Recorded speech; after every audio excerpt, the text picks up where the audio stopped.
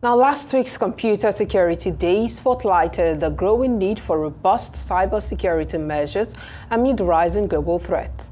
In Nigeria, ransomware, phishing, and data breaches remain critical issues, costing billions annually. The Nigerian Communications Commission, NCC, has called for stronger defenses as cyber attacks grow more sophisticated. Globally, phishing, malware, and identity theft dominates the threat landscape, with cybercriminals leveraging AI and adoption of 5G creating new vulnerabilities. Emerging trends like zero-trust architecture and AI-driven threat detection are reshaping defenses. Experts urge individuals and organizations to adopt multi-factor authentication, encryption, regular updates, and strong password practices. Now, to further explore emerging trends, threats, and the steps that individuals and organizations can take to stay ahead in protecting their data and assets, we are now joined by Principal Consultant at F&F Consultancy, an accomplished tech executive with over 15-year career, Dr. Fin Dittimi. Good afternoon. Thank you for joining us. Thank you for having me. Now, Computer Security Day serves to raise awareness about cybersecurity. How important do you think days like these are in promoting security consciousness, especially in today's landscape? Yeah, so I think it's very critical because nowadays with the digital economy and people transacting or businesses happening, services and products happening globally, become more important that we're able to safeguard the information that will find that hacking and also in general infrastructure hacking, it's important that they can keep their credibility. Indeed, Dr. Dittimi. Now, what are the most significant cyber security threats facing organizations? Are hackers always one step ahead, you think?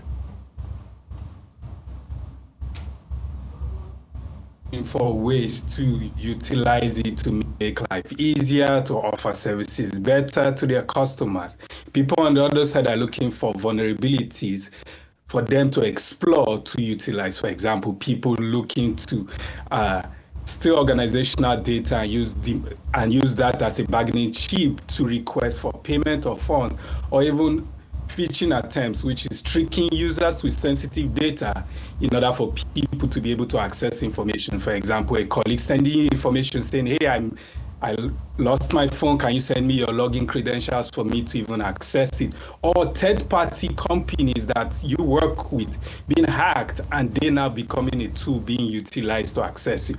So yes, as technology advancing, it's also important that we're also putting in place method strategies to ensure that it does not become a loophole for people or scrupulous people to utilize or access information.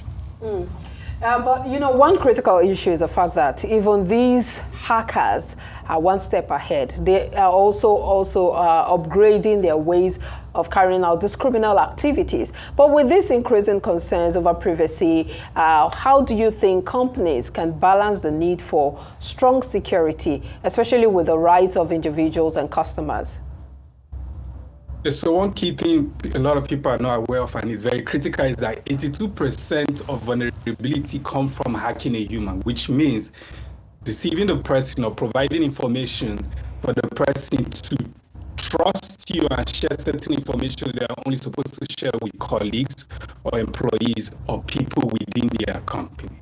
So which means that companies need to ensure that they are constantly having conversations with their employees and giving them the required training and support and ensure that they understand this phishing attempt. Also, secondly, companies also do not need to store every information about you, which is minimalistic approach of only taking the information that you need to be able to provide services to a particular client or company. So there is that debacle of how secure do we need to be, which is what level of access should people have and what level of information should we be sharing or using as a company in order to first minimize opportunities for people to be able to access this data while also ensuring that we have processes, systems, and also people management structures in place to limit these issues. Indeed. Now, small and medium-sized businesses often lack the resources for advanced security. So what advice do you have for these businesses to ensure they maintain a strong security posture? So when people think about security, we always think about multinationals and enterprise level security, but we can start from the basics, which is passwords, ensuring that you have strong passwords.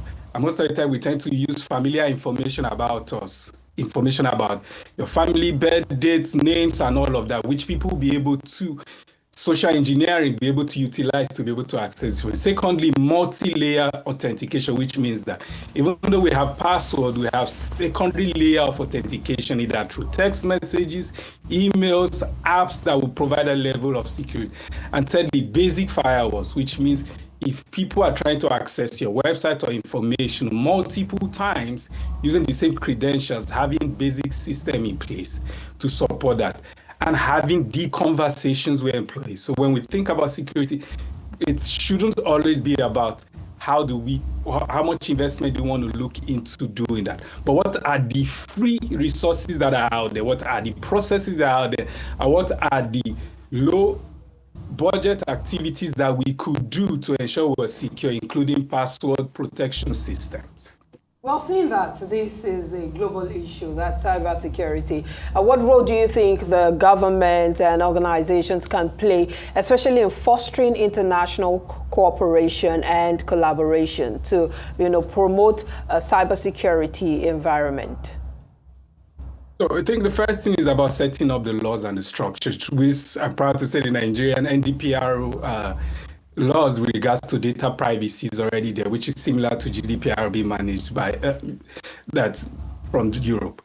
But the key thing now is sensitization. A lot of companies are not aware that you could be fined between 2 million to as much as 10 million for data breaches, which means we have to start ensuring that we're having this type of conversation to ensure that we are sensitizing small businesses, we're sensitizing organizations, we're sensitizing the employees, both in the private and the public sector, to ensure that they understand the benefit and ensuring that not just sensitizing them, but involving them in training, seminars, processes is something we are particular about at FNF, supporting both private and public sector to ensure that they understand the impact of basic issues that they are taking for granted, which is basic passwords or not having second multi-factor authentication processes.